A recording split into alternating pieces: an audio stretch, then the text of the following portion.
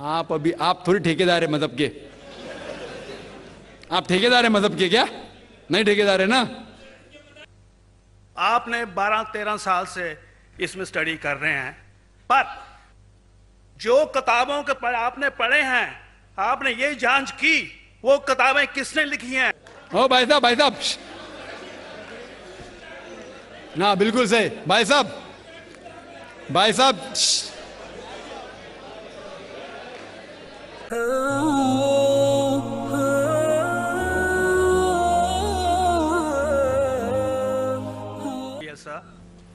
Doctor साहब, मेरे parents Hindu थे, पर मैं अपने को हिंदू नहीं मानता हूं, मैं अपने को इंसानियत मानता हूं, इंसान मानता हूं।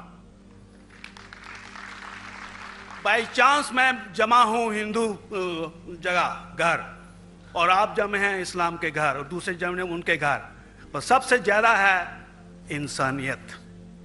और अभी तक मजहब ने, कोई भी मजहब हो, इंसानियत के ऊपर अमल नहीं किया।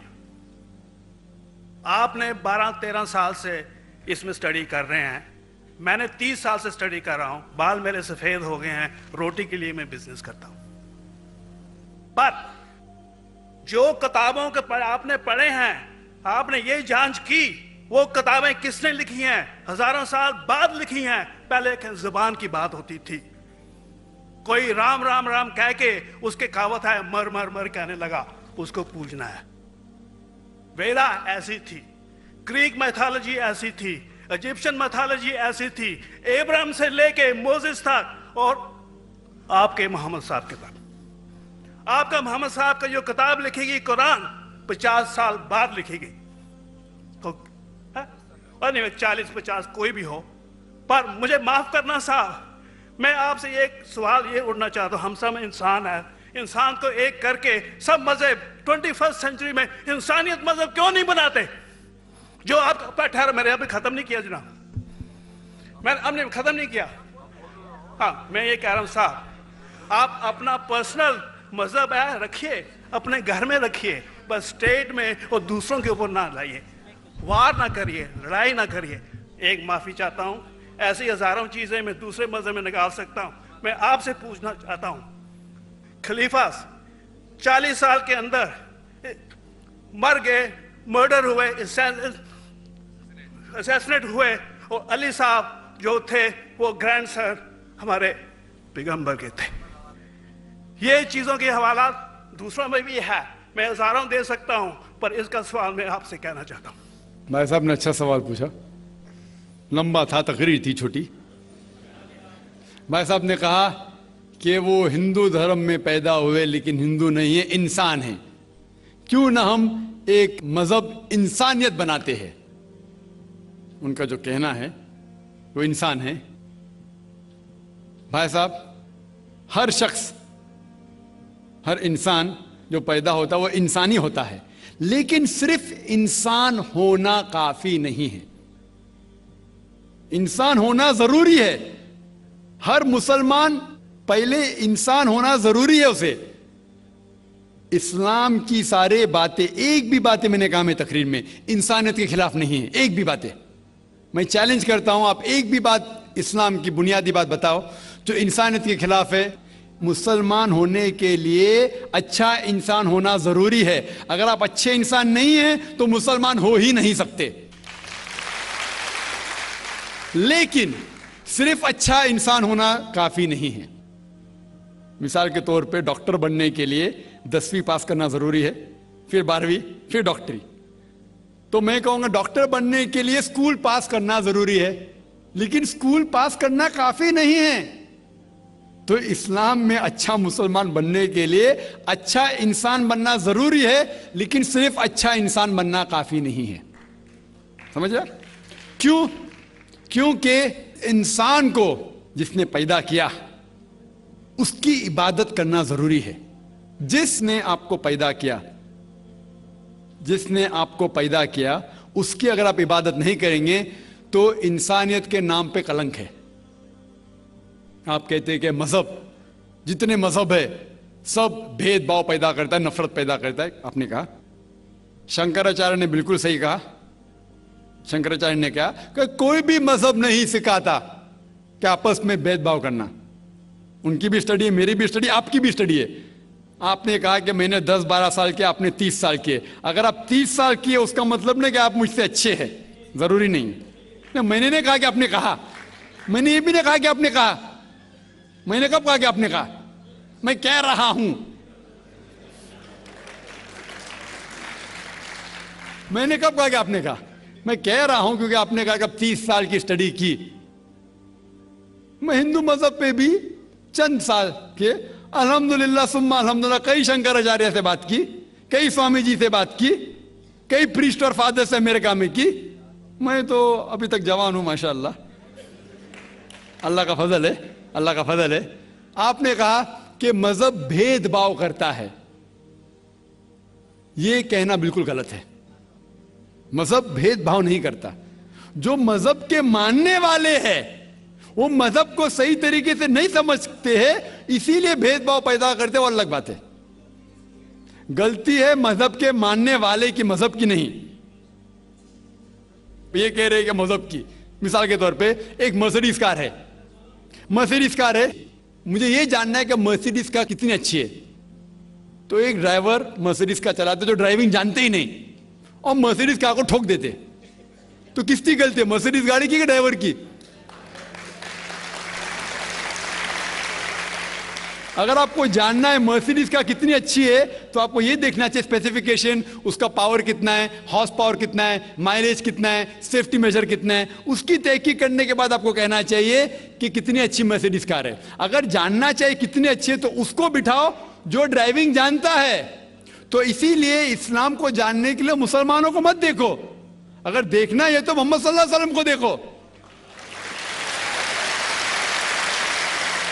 आप मुझे मत देखो, मुझे मत देखो, हमारे आज के मुसलमान को मत देखो। देखो जो सबसे अच्छा ड्राइवर है, सबसे अच्छा इस्लाम को समझ चुका है, वो मोहम्मद सल्लल्लाहु अलैहि वसल्लम है। उनको देख के इस्लाम की तहकीक करो, और तहकीक करने के लिए आपको इस्लाम की किताब पे जाना पड़ेगा। और आपने जो कहा आखिर के अंदर कि सारी मजहब किताब बाद में लिखी गई, पहला कहना था, आप काफी हद तक के सही है, आप काफी हद तक के सही है कि आप बिल्कुल सही फरमाते, लेकिन यह कहना कि सारी मजहब की किताब उसमें गलती है। अक्सर मजहब कितने किताब है, वेद हो, उपनिषद हो, बाइबल हो, ओल्ड टेस्टामेंट हो, न्यू टेस्टामेंट हो, आपने कहा मूसा अलैहिस्सलाम से लेके वहां से था, लेकिन आखिरी में जो आपने गलती की मोहम्मद सल्लल्लाहु अलैहि वसल्लम, वहां गलती की। आखिर में आके आप अटक गए, आखिर में आके आप फंस गए। आपने शायद इस्लाम का मुताला सही तरीके से नहीं किया होगा, आपने शायद अरुण शुरू की किताब पढ़ी होगी।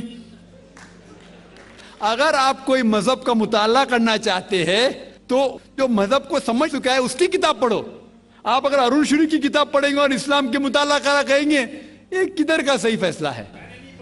मैं कहता हूं अरुण शुरू जैसे लोग की पढ़ी होंगी, क्योंकि जब भी कुरान नाजिल हुआ, जब भी कुरान की आयत नाजिल होती थी, मोहम्मद सल्लल्लाहु अलैहि वसल्लम अनपढ़ थे। जब भी कोई आयत नाजिल होती थी वो उसे याद करते थे और अपने साथियों सहाबा से उसकी तिलावत करते थे, और सहाबा फौरन उसे लिख लेते थे। तो मोहम्मद सल्लल्लाहु अलैहि वसल्लम की मौजूदगी में हर आयत लिखी जाती थी और वो उसे चेक कर, मिसाल के तौर पे इक़रा बिस्मि रब्बिकल लज़ी खलक़ आयत नाजिल हुई, उन्होंने याद किया, सहाबा से कहा, सहाबा ने लिखा इक़रा बिस्मि रब्बिकल लज़ी खलक़, पढ़ के सुनाओ, पढ़ा, हाँ सही। अगर गलती होती तो वहीं टोक देते थे। तो मोहम्मद सल्लल्लाहु अलैहि वसल्लम की मौजूदगी में जब भी अल्लाह सुब्हानहू व तआला आयत नाजिल करते थे वो याद करते थे और लिखवाते थे और चेक भी करते थे। सारा कुरान मजीद मोहम्मद सल्लल्लाहु अलैहि वसल्लम की मौजूदगी में लिखा गया। आप जो कह रहे वो हजरत उस्मान का जिक्र कर रहे, वही तो अफसोस की बात है, आपने सही मुताला किया ही नहीं। हजरत उस्मान ने कई साल बाद, 40-50 साल बाद, जो आप कह रहे 40-50 यहां से आपको आया, उनने क्या कहा कि इस कुरान मजीद का जो नुस्खा है उसको और नुस्खे बनाए जाए और बाकी लोग में फैला दिया जाए, क्योंकि लोग को इख्तिलाफ था रवानगी के अंदर।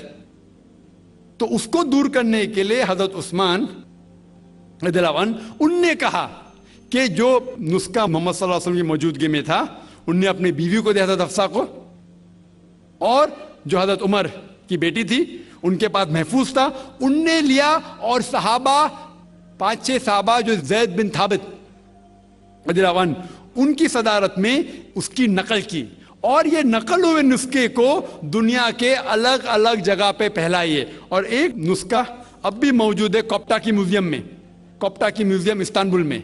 तो आप जो जिक्र कर रहे हैं वो उतारे हुए कुरान शरीफ का जिक्र कर रहे, जो हकीकत में कुरान शरीफ है वो मोहम्मद सल्लल्लाहु अलैहि वसल्लम की मौजूदगी में लिखा गया था। उनने खुद उसको चेक की क्या सही था, और जब भी आयत नाजिल होती थी अपनी सही जगह पे उसे लिखवा लेते थे मोहम्मद सल्लल्लाहु अलैहि वसल्लम। तो ये कहना बाकी मजहब की किताब में अक्सर अब सही है। मिसाल के तौर के ऊपर बाइबल 70 ईयर्स बाद लिखा गया है, वेद वो सैकड़ों साल बाद लिखा गया है। कितनी पुरानी वेद है, कभी वेद आया दुनिया में ये किसी को पता ही नहीं। वो आपके हिसाब से, स्वामी दयानंद सरस्वती के हिसाब से 1310 मिलियन ईयर्स ओल्ड, 1310। आप थोड़ी ठेकेदार है मजहब के,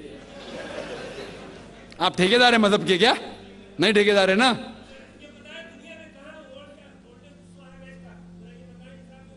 हाँ इसलिए ओ भाई साहब ना, बिल्कुल सही भाई साहब भाई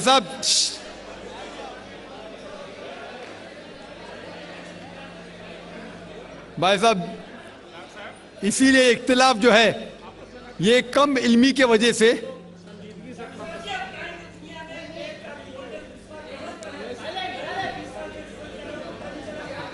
वेद का संजीदगी से, वेद का क्या नहीं, सब लोग चुप हो जाए। भाई साहब ने कहा कि दुनिया का सबसे ओल्डेस्ट स्क्रिप्ट वेद है, वो कुछ हिस्टोरियंस कहते हैं। बट ओल्ड होना मतलब नहीं कि सही, जो कुछ ओल्ड है वो सबसे बेहतर होना जरूरी नहीं। मिसाल के तौर पे मेरे पास पुरानी गाड़ी है 50 साल पुरानी, उसका मतलब नहीं कि नई गाड़ी से अच्छी है। ये भी हो सकता है कि पुरानी गाड़ी नई गाड़ी से अच्छी हो सकती है। मेरे पास मर्सिडीज कार है 5 साल पुरानी, जो नई मारुति से अच्छी होंगी। तो ये कहना कि कोई किताब या कोई मजहब पुराना इसलिए बेहतर है, बिल्कुल गलत है। जो आदमी को अक्ल है वो कभी भी ऐसा नहीं कहेगा कि पुरानी चीज बेहतर, नई चीज बेहतर। वो चीज बेहतर है जो हक के ऊपर है, जो चीज हक के ऊपर है वो चीज बेहतर है। तो भाई साहब, आपकी जो तहकीक है मजहबी किताबों पे जरा कमजोर और गलत है। आपको फिर से और 30 साल लगाने पड़ेगा इंशाअल्लाह।